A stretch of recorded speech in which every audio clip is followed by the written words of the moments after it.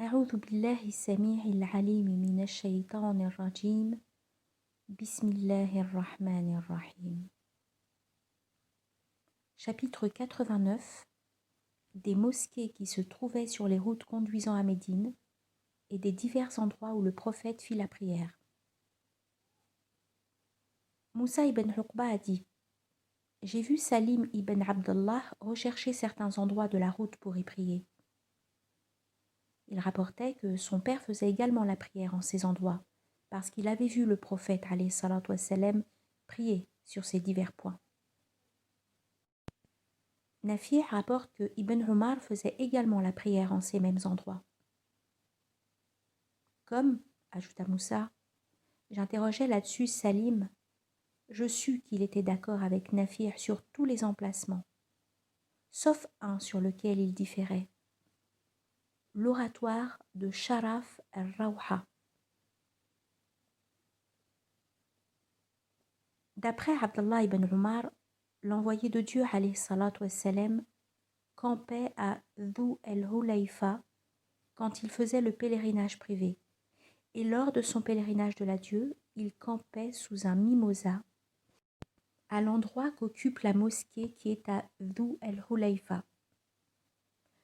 Quand il revenait d'une expédition en passant par ce chemin, ou encore quand il revint du pèlerinage communautaire ou d'un pèlerinage privé, il descendait dans le talweg d'un torrent.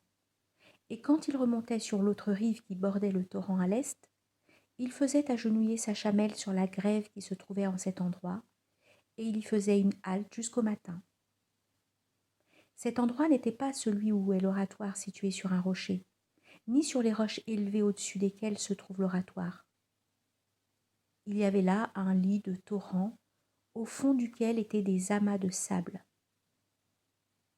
Abdallah ibn Umar y faisait la prière, car c'est là que l'envoyé de Dieu, alayhi salatu wassalam, priait aussi.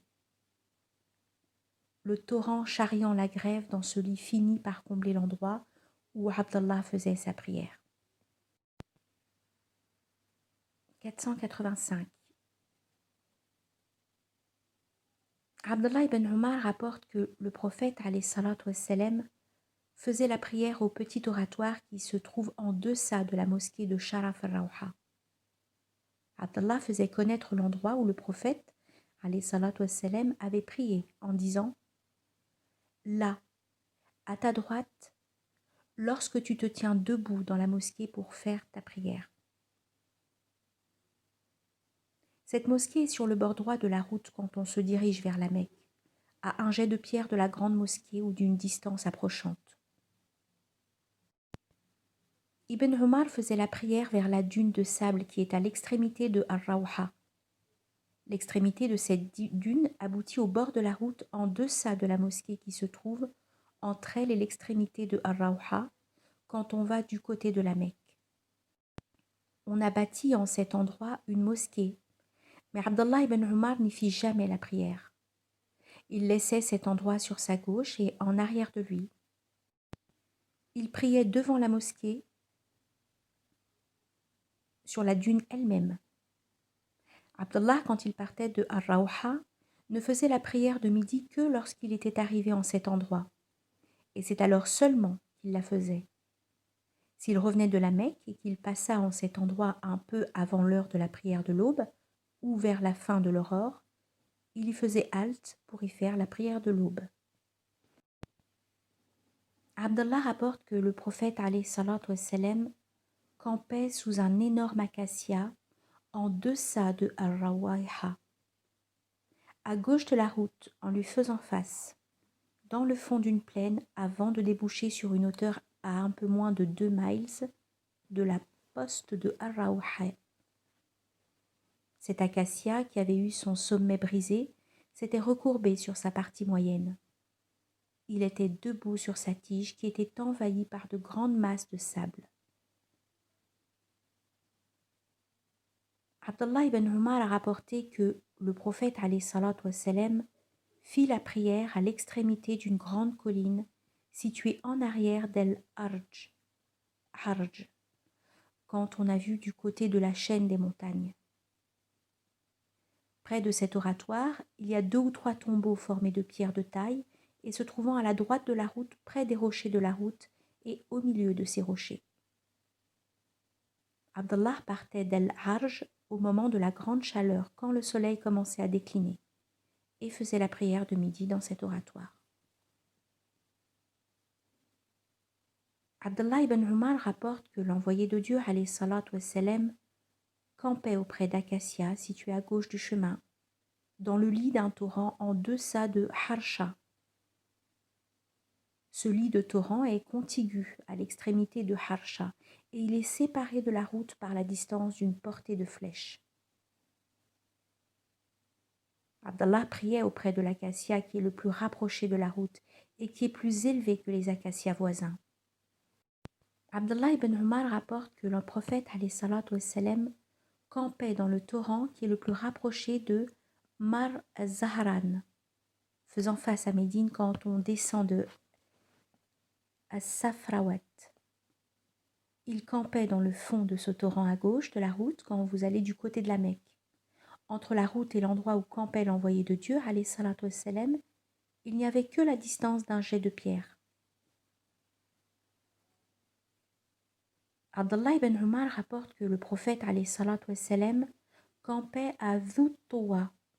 Il y passait la nuit et le lendemain il y faisait la prière de l'aube quand il se rendait à la Mecque. Cet oratoire de l'envoyé de Dieu alayhi salatu wassalam était situé sur une énorme butte et non à l'endroit où on a bâti une mosquée, mais plus bas que cet endroit, sur une grosse butte. Abdallah ibn Umar rapporte que le prophète alayhi salatu wassalam prit pour qibla le défilé de la montagne qui se trouvait entre lui et le Jabal at-Tawil, dans la direction de la Kaaba. Abdallah marqua l'emplacement de la mosquée qui fut construite là à gauche de l'oratoire, à l'extrémité de la butte. L'oratoire du prophète, alayhi salatu wassalam, était en contrebas de la butte noire. Quand vous prierez là, vous devrez vous écarter de la butte de 10 coudées ou environ et prendre pour qibla le défilé de la montagne qui est entre vous et la Kaaba. Chapitre 90. La soutra de l'imam sert de soutra à ceux qui prient derrière lui.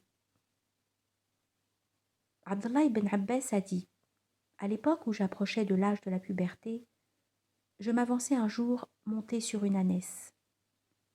À ce moment, l'envoyé de Dieu, alayhi salatu wassalam, était à Mina faisant la prière avec les fidèles, sans qu'il eût de mur devant lui. Après avoir passé devant une rangée de fidèles, je descendis de dessus mon ânesse que je lâchai pour qu'elle allât paître, puis je m'introduisis dans le rang et personne ne me fit un reproche de ce que je venais de faire. D'après Ibn Umar, le jour de la fête de la rupture du jeûne, lorsqu'il sortait, l'envoyé de Dieu, alayhi salatu wassalam, donnait l'ordre d'apporter une pique et de la planter devant lui, et c'est devant cette pique qu'il faisait la prière, tandis que les fidèles étaient rangés derrière lui. Il agissait de même en voyage, et c'est de là que les émirs ont pris cet usage. Abu Juhayfa rapporte que le prophète alayhi salatu wassalam fit avec eux la prière à El-Batha, ayant devant lui une pique. À la prière de midi, il accomplit 2 cycles de prière et en priant autant à la prière de l'après-midi. Durant ce temps, femmes et ânes passaient devant lui. Chapitre 91. Quelle distance convient-il qu'il y ait entre celui qui prie et la soutra?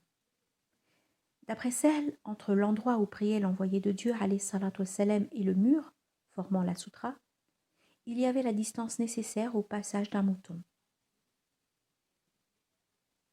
D'après Salama, la distance qui séparait le mur de la mosquée de la chaire était à peine celle nécessaire au passage d'un mouton. Chapitre 92. De la prière devant une lance. D'après Abdallah ibn Umar, le prophète alayhi salatu wassalam fichait en terre une lance et lui faisait face pour prier. Chapitre 93. De la prière devant une pique. Abu Juhayfa a dit, l'envoyé de Dieu alayhi salatu wassalam vint nous trouver au moment de la forte chaleur du jour. On lui apporta de quoi faire ses ablutions, il les fit et accomplit avec nous la prière de midi et de l'après-midi, ayant devant lui une pique fichée en terre. Derrière cette pique passaient femmes et ânes. Anas ibn Malik a dit, quand le prophète alayhi salatu wassalam sortait pour satisfaire un besoin naturel, je l'accompagnais ainsi qu'un domestique. Nous emportions avec nous un épieu, un bâton ou une pique, et aussi un vase plein d'eau. Quand le prophète alayhi salatu wassalam avait satisfait ses besoins, nous lui présentions le vase plein d'eau. Chapitre 94 de la Soutra à la Mecque et ailleurs. Abu Juhayfa a dit, le prophète alayhi salatu wassalam, étant sorti au moment de la forte chaleur du jour, vint à El-Batha et y effectua 2 cycles de prière pour la prière de midi et celle de l'après-midi. Il planta une pique devant lui et fit ses ablutions. Les fidèles se mirent à se frotter avec le reste de l'eau de ses ablutions. Chapitre 95 de la prière devant la colonne. Umar a dit, ceux qui prient ont plus de droit au pilier que ceux qui s'y adossent pour enseigner les traditions. Ibn Umar vit un homme qui priait entre les 2 colonnes. Il le fit approcher d'un pilier en lui disant « Prie devant ce pilier ». Yazid ibn Abi Ubaïda a dit « J'accompagnais Salama ibn al-Aqwa qui fit la prière près de la colonne située auprès de l'exemplaire du Coran. « Oh Abu Muslim, lui dis-je, je vois que tu recherches cette colonne pour y faire la prière. » « C'est, répondit-il, que j'ai vu l'envoyé de Dieu, alayhi salatu wassalam, la rechercher pour y prier. » Anas a dit, j'ai vu les principaux des compagnons du prophète, alayhi salatu wassalam, se diriger à la hâte vers les piliers au moment de la prière du coucher du soleil. Shu'ba ajoute à cette tradition jusqu'au moment où le prophète, alayhi salatu wassalam, arrivait. Chapitre 96 de la prière entre les piliers en dehors de la prière en commun. Ibn Umar a dit, accompagné de Oussama ibn Zaïd, de Uthman ibn Talha et de Bilal, le prophète alayhi salatu wassalam entra dans la maison sacrée de la Mecque. Il y resta longtemps, et quand il sortit, je fus le premier à y pénétrer après lui. Où a-t-il fait sa prière demandai-je. Entre les 2 colonnes qui sont en avant, répondit Bilal. Selon Abdallah ibn Umar, accompagné de Oussama ibn Zaïd, de Bilal et de Uthman ibn Talha al-Hajabi, l'envoyé de Dieu alayhi salatu wassalam entra dans la Kaaba. Il referma les portes de la maison sur lui et y séjourna quelque temps. Quand il sortit, je demandai à Bilal ce que le prophète alayhi salatu wassalam avait fait. Il s'est tenu, me répondit-il, de telle sorte qu'il avait une colonne à sa gauche, une colonne à sa droite et 3 colonnes derrière lui. À cette époque, la maison sacrée de la Mecque avait 6 colonnes. Ensuite, ajouta Bilal, il a fait sa prière. Suivant un autre isnad, Bilal aurait dit 2 colonnes à sa droite. Chapitre 97. Uqba ibn Nafi' a rapporté que Abdallah ibn Umar, lorsqu'il allait à la Kaaba, marchait droit devant lui, jusqu'à ce qu'il y fût entré. Alors, tournant le dos à la porte, il continuait sa marche jusqu'à ce qu'il n'eût plus entre lui et entre le mur qui lui faisait face que la courte distance de 3 coudées. Puis il faisait sa prière en cherchant à occuper exactement la même place que celle à laquelle Bilal lui avait appris que le prophète, alayhi salatu wassalam, priait. Abdallah ajoutait, il n'y a aucun inconvénient à ce que l'un de nous fasse sa prière dans n'importe quel endroit qu'il voudra de la maison de la Mecque. Chapitre 98. De la prière faite étant tournée vers une chamelle, un chameau, un arbre ou un bas de chameau. D'après Ibn Umar, le prophète alayhi salatu wassalam, mettait sa chamelle en travers et faisait la prière en se tournant vers elle. Et lui demanda, Nafir, que penses-tu qu'il fallait faire quand les animaux ne restent pas en place? Dans ce cas, répondit-il, le prophète alayhi salatu wassalam prenait le bas de sa monture, le mettait bien en équilibre et priait en se tournant vers l'arrière du bas, ou le dossier, suivant une autre version. Ibn Umar en usait de même. Chapitre 99. De la prière faite tournée vers un lit. Aïcha a dit: Est-ce que vous allez nous comparer aux chiens ou à l'âne? Je me vois encore étendu sur le lit. Le prophète alayhi salatu wassalam venait se placer devant le milieu du lit et faisait sa prière. Comme il était peu convenable que je lui servisse de qibla, je me glissais du côté du pied du lit si bien que je sortais hors des draps. Chapitre 100. Celui qui prie doit chasser tout ce qui passe devant lui. Ibn Umar chassait quiconque passait devant lui quand il prononçait la profession de foi, même quand il était à la Kaaba. Et il ajoutait: si le passant refuse et qu'il faille employer la violence, employez-la. Selon Abu Sa'id, le prophète alayhi salatu wassalam se serait prononcé dans ce sens.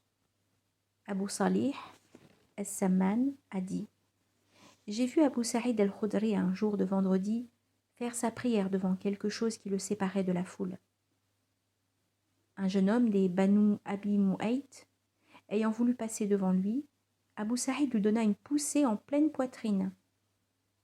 Le jeune homme chercha alors des yeux une autre issue et, n'en voyant pas d'autre devant lui, il revint de nouveau pour passer. Abu Sa'id le repoussa encore plus violemment que la première fois. Le jeune homme invectiva Abu Sa'id, puis il se rendit auprès de Marwan ibn al-Hakam, à qui il se plaignit de la conduite d'Abu Sa'id. Ce dernier entra aussitôt après chez Marwan, qui lui dit: qu'as-tu donc, ô Abu Sa'id, à traiter ainsi un de tes tels coreligionnaires? J'ai, répliqua Abu Sa'id, entendu le prophète alayhi salatu wassalam prononcer ces paroles: quand l'un de vous prie, placez devant quelque chose qui le sépare du public, et que quelqu'un veut passer devant lui, il doit le chasser, et si le passant refuse, qu'il emploie la force, car ce passant est un démon. Chapitre 101. Du péché commis par celui qui passe devant quelqu'un qui prie. Busr ibn Sa'id rapporte que Zaïd ibn Khalid l'avait envoyé vers Abu Juhaym pour lui demander ce qu'il avait entendu dire par l'envoyé de Dieu alayhi salatu wassalam au sujet de celui qui passe devant quelqu'un qui prie. Abu Juhaym répondit: l'envoyé de Dieu alayhi salatu wassalam a dit: si celui qui passe devant quelqu'un qui prie savait quel péché il commet, il préférait rester debout 40 ans plutôt que de passer devant ce fidèle qui prie.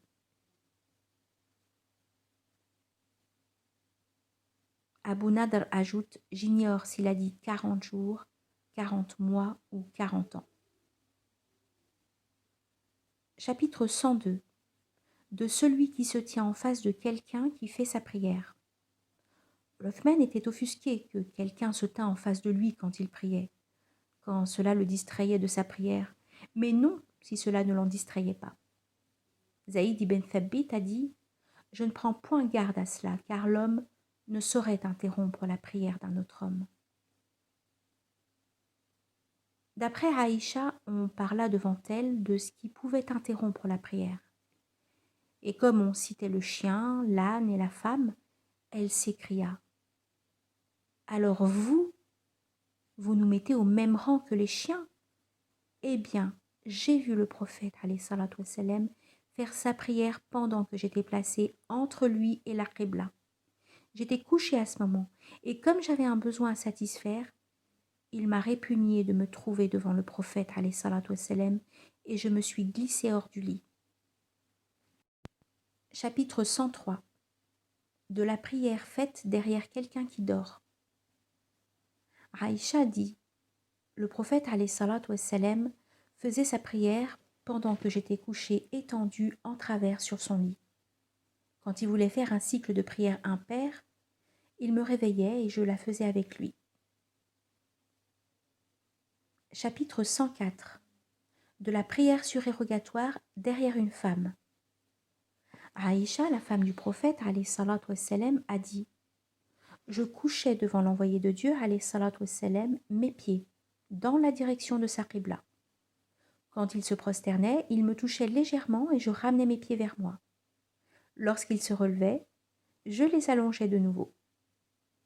À cette époque, ajoute-t-elle, nous n'avions pas de lampe dans nos appartements. »